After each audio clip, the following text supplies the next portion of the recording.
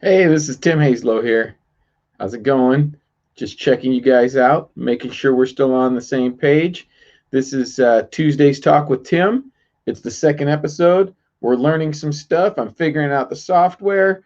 Still can't go live, which hopefully in the next week or so I will be able to. Um, it's more of an internet speed thing than anything else. And so I have to work on that internet speed out here in the boons where I live. Uh, but I like living in the country. It's almost worth the sacrifice of not having that fast internet, especially when I can look out over the water and watch the jets come and go at NES Whidbey. It's a great life out here. However, it's not that great in our country right now, is it? And so what we're going to do is we're going to continue our talk regarding VF. We all know what that is, right? Regarding VF in different places. We're going to talk a little bit about Washington specific and things that are out there. Just a couple of topics, a couple of things that we can look at, a site and an organization that can help you and I figure out how to help the process along. Because, like last week, I talked to you guys about the only way to fix this, the only way to put that confidence back into the system is to have in person voting, paper ballots in hand, going in, showing your ID, checking you off on a register because you've already been registered to vote, right? And that's when you proved your citizenship, was when you registered to vote, not when you show up at the polling place. So you just show your ID, so you have to go through all that rigmarole at the polling place. And that gives the state, the county, the city, the municipality, whoever's verifying that data, the time to verify that you are who you say you are when you register. So that's all you need when you show up at the polling place is your ID, right? And to know what you want to do. I mean, if you're not willing to put in the effort and think about who you want to vote for and the issues you want to vote on, um, then do you really want to vote? I mean, if you're just voting to fill out a ballot and check some blocks, but you're not really sure what you're doing or who you're voting for, that's kind of counterproductive. Anyway, so let's get right into it. It's probably going to be a short one tonight because I have a meeting with the new PCOs for Island County, which I am one of, by the way. So I don't know if I mentioned these to you guys, but yes, I was running for Congress. So I did say that. I also won a PCO spot in Island County, which is precinct committee officer for the Island County Republican Party.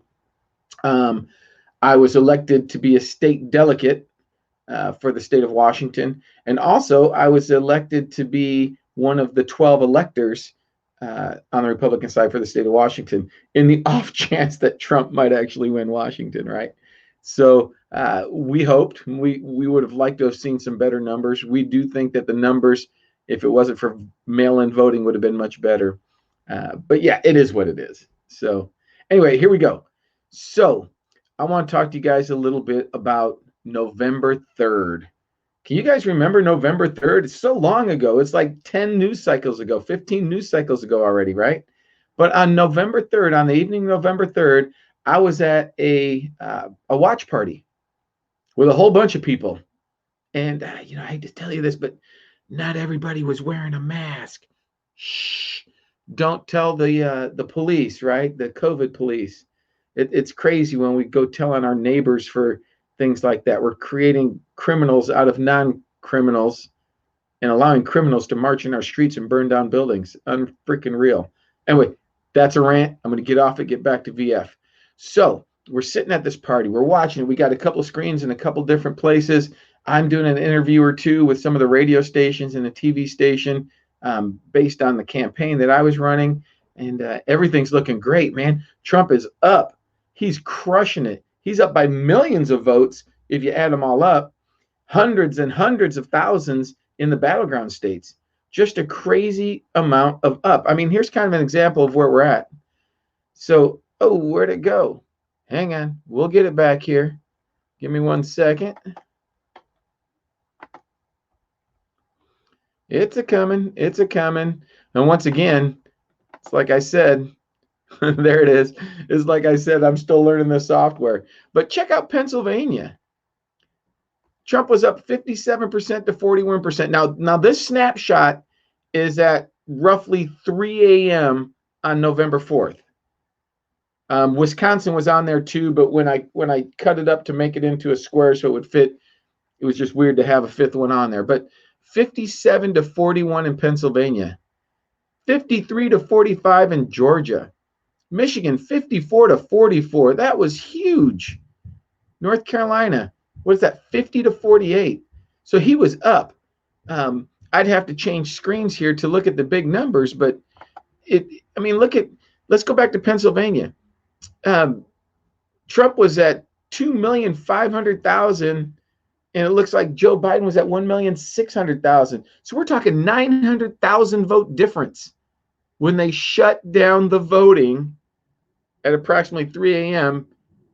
in 5 of the big battleground states. Why just those 5 states? I don't know. But that's what happened. Look at Michigan. Joe Biden was at 1.4 million. Trump is at 1.7 million. 300,000 votes. He was up by 300,000 votes at 3 a.m. when they shut down the voting. We're going to talk a little bit about what happened in Wayne County as this segment goes on. Georgia, let's look at Georgia. 1.89, so let's just say 1.2 million for Joe and 2.2 million for Donald Trump. 1.8 to 2.2. 400,000 votes. Just craziness.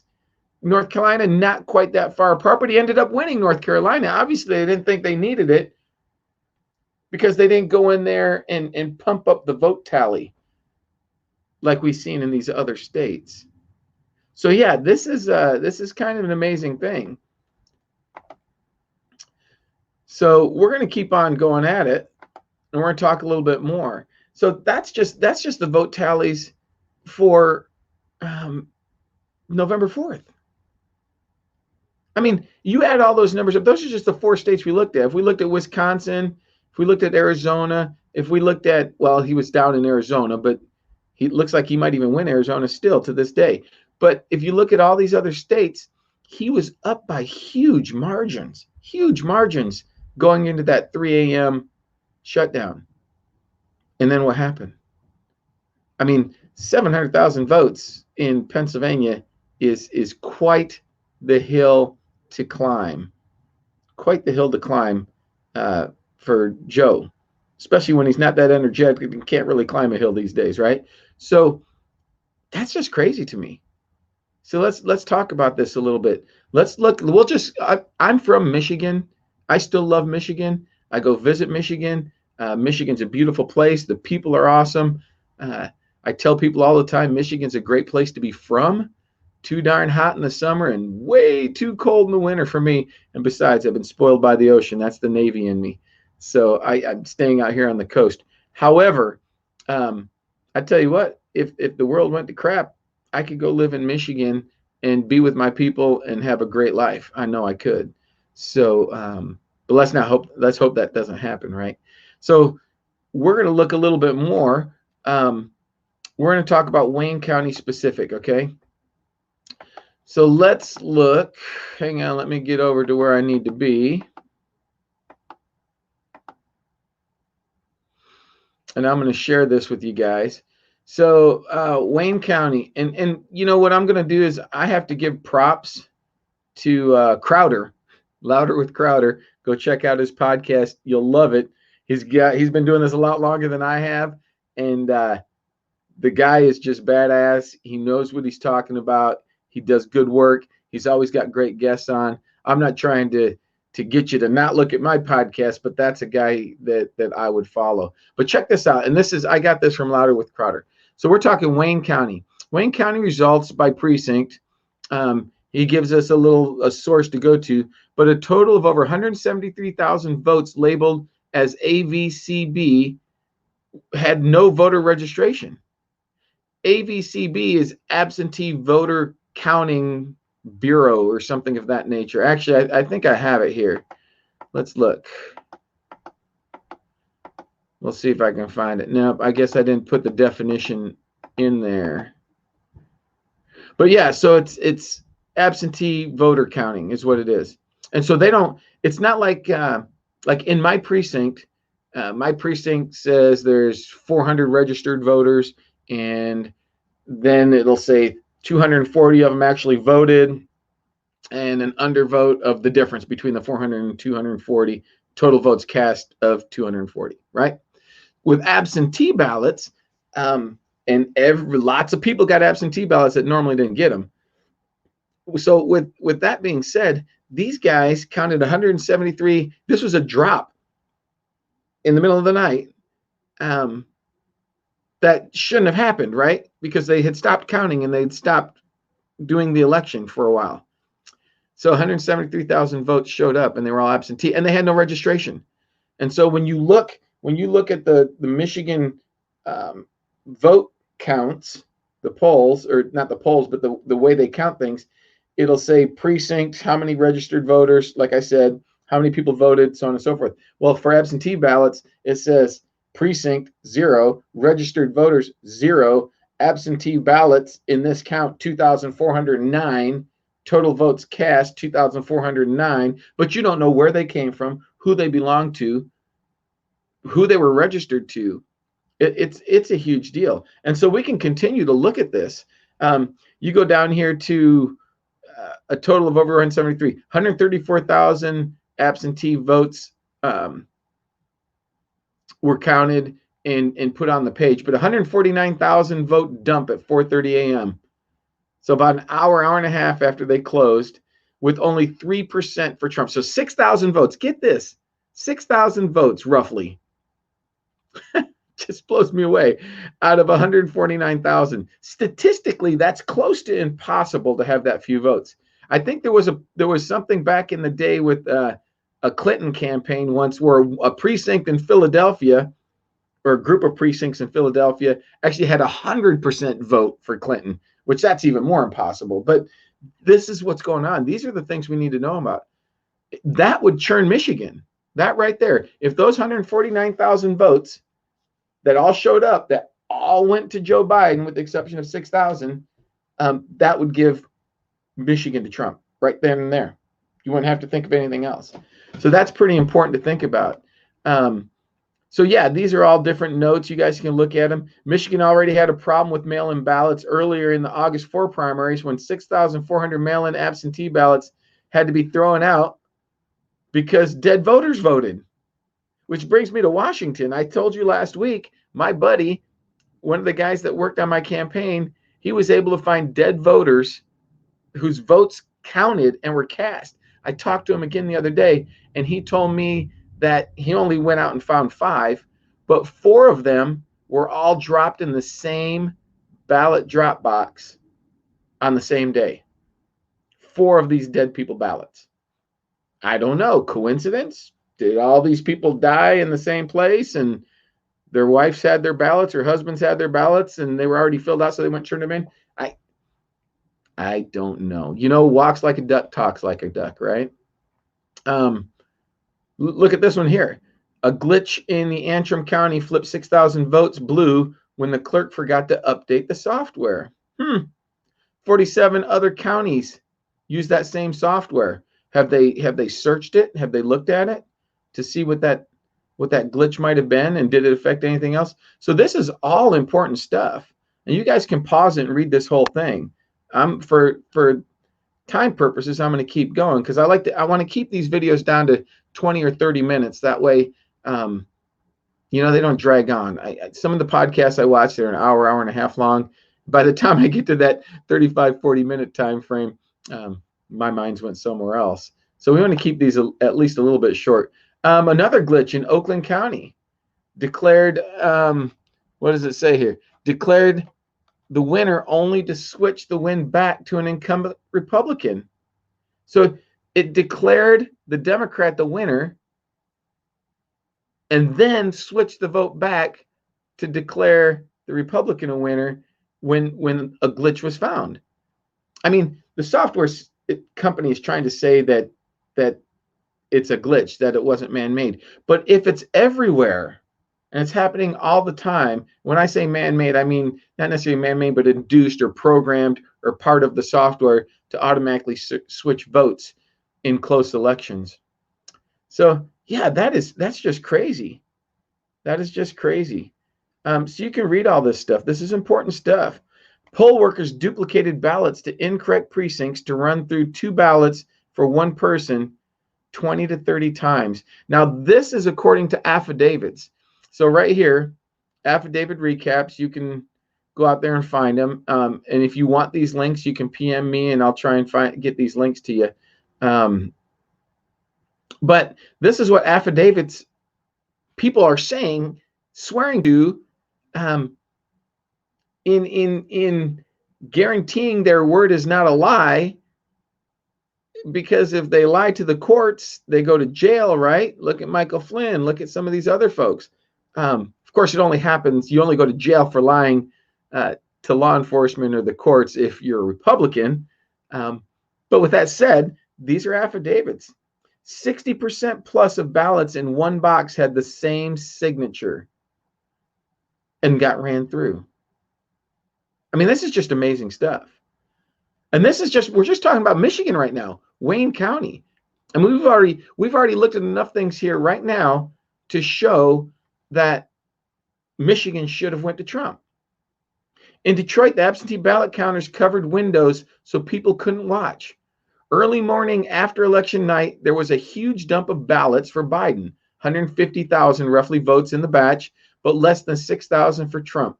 Isn't that something? Isn't that something? And that gave Biden 138,000 votes in one batch. So you're telling me that one batch of ballots comes in and it's that heavily leaned towards Biden? And I don't know this to be factual, but I've read it a few places. I've seen it on the internet, which makes it true, right? Bonjour. I don't know if you guys remember that commercial, but they were saying that 138,000 vote drop only had Biden checked on the ballot, didn't have a bunch of down ballot stuff checked. If somebody's going to vote for Biden or Trump or anybody else for president, they're probably going to vote for some other things, some initiatives, some down ballot positions, some state positions, some county positions, etc. So if that didn't happen, yeah, I don't know, man. That's just crazy talk. So yeah, there's lots of stuff going on out there in the world. And it's stuff that we need to talk about. And I'm not trying to make you angry or get you upset about this stuff. What I'm trying to do is get you thinking about it. Because this happens. This happens. We, as a country, as Americans, do this to other countries to affect their elections. And then we get pissed off when somebody tries to affect our election, right? Talk about the pot calling the kettle black. However, if we voted in person, and we checked the blocks and we knew who was voting, we wouldn't have to worry about it, would we? So it's a lot of stuff. Now, well, let's talk about Washington, though, because that's where I live, right?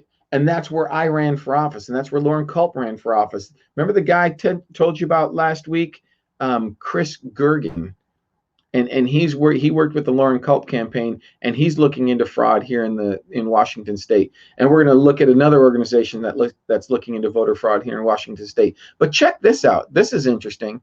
And go ahead, you guys, look at this. And actually, I'm going to make it big. I'm going to see if I can do that. There you go. Well, I guess that's as big as it gets. But here, check this out. This is from Judicial Watch, which is a pretty reputable organization, okay?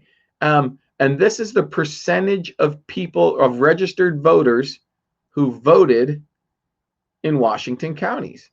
Garfield County, 119% of registered voters. Interesting. What is that? Penn Oriole County?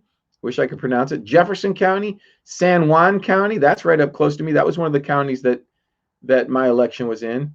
Waukegan County.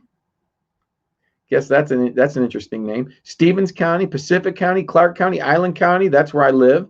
Klickitat County, Thurston County, Lincoln County, Whatcom County. Even at 100%. I mean, let's talk about this for a second. Even at 100%, that is huge. That is huge. 100% of voters voted in that county? Come on, man. In the famous words of Joe Biden, come on, man. Or Chris Carter. I like him a little better than Joe. Some more energy there with Chris. But that's just crazy.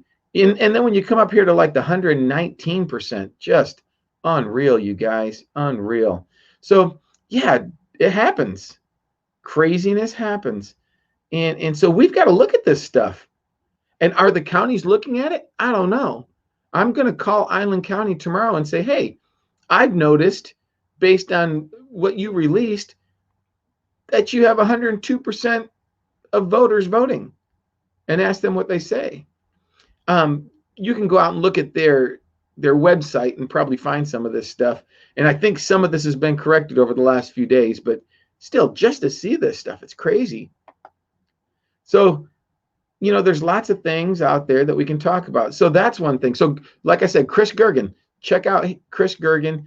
I can put a link if somebody gives me a call, or not a call, but a PM, and ask me on this, and I'll put Chris's link up for the video that he put out. And it's a couple weeks old now, but it's relevant, totally relevant. The other thing I wanted to talk to you about was another organization. Here, check this out. So WEICU, I know some of the people. A friend of mine, Peggy, who actually ran for a legislative office down in the Seattle area. Another friend of mine who helped me do some advertising. He's a producer. So some of these people are the ones that put this together, and they've got some high dollar attorneys. Of course, they're looking for a way to pay for it. I've donated to it. I'm sending this out to some of the folks that donated my campaign so they can see it. But the WEICU, so just go to weicu.org, put that in, and their website will come up, and then you can look at it and see if it's for you or not. But what they're trying to do is they're trying to hold Washington accountable. They're trying to hold Washington accountable.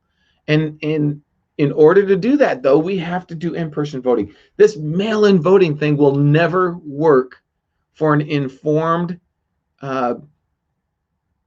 wise public that wants to do the right thing, that wants to not necessarily do the right thing.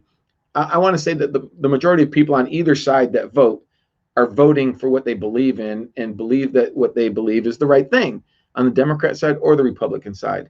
It's all your perception, and perception's reality, right? But what I'm saying is, if we're going to hold the voting system accountable, we have to be able to trace each and every ballot back to the person who cast it. And you can't do that with mail-in ballots. It just doesn't happen. You can't do it. Once that envelope is thrown away with your signature on it, there's no guarantees that ballot's yours anymore. And so there's an issue there. And these people want to help prove that. I want to go back to mail-in balloting, or excuse me, leave mail-in balloting, go back to in-person voting. That's what I want to do. And you guys heard me last week talk about that, so I don't need to beat that dead horse, so to speak. Not that in full disclosure, there's no dead horses at my house and on my farm. There's no animal cruelty. Don't want YouTube coming after me for dead horses, that's for sure. So anyway, in closing, I was reading today, and I don't think I have it with me. I think I left it in the truck. My handy dandy Constitution, right? And I was reading about how elections are put together, how elections happen. And I should have brought it in with me because I could give you the article and I could give you the section and all that. And I'll tell you what I'll do is I'll take a copy of that picture and I'll attach it to my video next time around, or I'll try and attach it to this, as a link or something so you can see it. But it says that the states are responsible for holding the elections and where the elections are held. And then it talks about, but the Congress can create rules and regulations and laws regarding elections. So like I said last week, the federal Congress could come in and say, hey, state, if there's a federal name, if there's a federal election on this ballot, then it has to be an in-person ballot.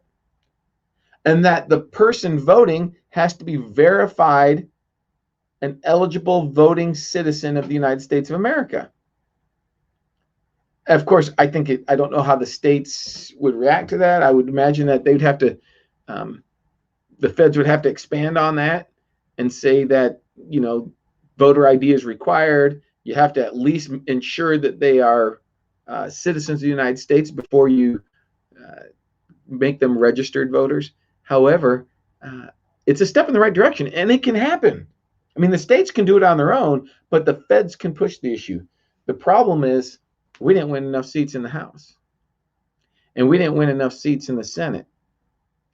we unfortunately have not yet won the presidency. Is there hope? There's always hope, right? Until the last minute, there's always hope. I don't like to grasp for hope. I like to grab what I want and take it. I don't like to hope for something to fall in my lap. But man, it's tough right now. It's tough right now. But if Trump does get in, I sure want him to just drop the flipping hammer on this garbage, and let's go back to in-person voting. And once again, I'll get you guys a copy. You guys can read the Constitution yourself. I recommend that you do. And there's lots, you can read it online. You don't even have to buy it. It's free, right? And I've talked, I mean, I must have talked to a dozen people over the last couple of weeks and just asked them about the Constitution. And the majority of them have never actually read the Constitution. They've read bits and pieces in a government class or heard about it from somebody else, but they've never read it. Just go out and read it. Just go out and read it. Make some determinations for yourself. Use what God gave you, right? And use your own common sense, your own thoughts, and see what you come up with. Okay? So that's it for tonight. I mean, we're at 26 minutes, 27 minutes. I just really wanted you guys to hear what I had to say, to interact with me. You can PM me. Hopefully by next week, the internet speed will be faster at my house. That's what I'm working on. And we'll be able to go live. My software will work a little bit better. I like the window thing. I'm going to go buy a new monitor tonight so I can do dual monitors and see what I'm looking at the same time as I'm talking to you guys. That way I don't got to try and read it in the itty bitty little screen in front of me while I'm showing it to you. But yeah, technology, and it's cool, and I like it. And in closing, man, I just want to say, you know, this country was brought about through divine intervention, and we can't forget that. And when you read the Constitution, when you read the Declaration of Independence, when you read just about every single thing that our forefathers wrote, you'll get that. You'll get it from them. You'll get it straight, once again, horse reference, straight from the horse's mouth. Okay? So God bless you. God bless America. I'll see you next Tuesday, and good night.